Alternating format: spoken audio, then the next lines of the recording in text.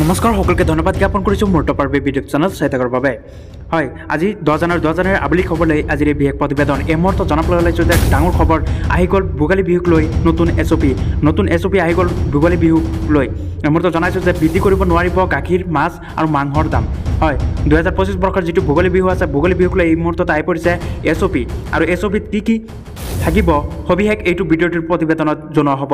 আহি গ'ল এছঅ'পি যে অসাধু ব্যৱসায়ীসকল সাৱধান হওক। 2025 বৰ্ষৰ যিটো ভোগালী বিহু আৰু ভোগালী বিহুক লৈ আহি গৈছে নতুন এছঅ'পি। বিহুৰ বজাৰত বৃদ্ধি কৰিব নোৱাৰিব গাখীৰ, মাছ আৰু মাংসৰ দাম।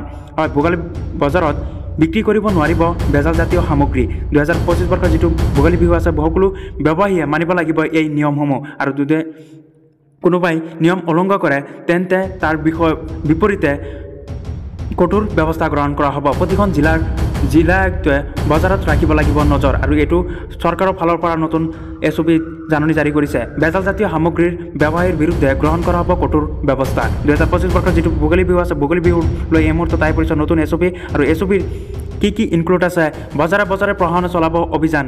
এইসমূহ এছঅ'পি মানিব লাগিব, নহ'লে কঠোৰ ব্যৱস্থা গ্ৰহণ কৰিব চৰকাৰৰ ফালৰ পৰা। আৰু জিলা প্ৰশাসনে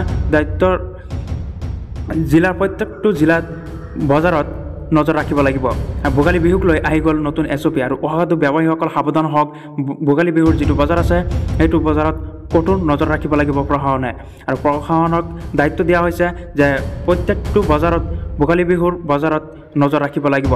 বিহুৰ বজাৰত বৃদ্ধি কৰিব নোৱাৰিব গাখীৰ, মাছ আৰু মাংসৰ দাম। এইবিলাকৰ লগতে আৰু কিছুমান আছে যাতে ভোগালী বিহুৰ বজাৰত দাম নবঢ়ায়।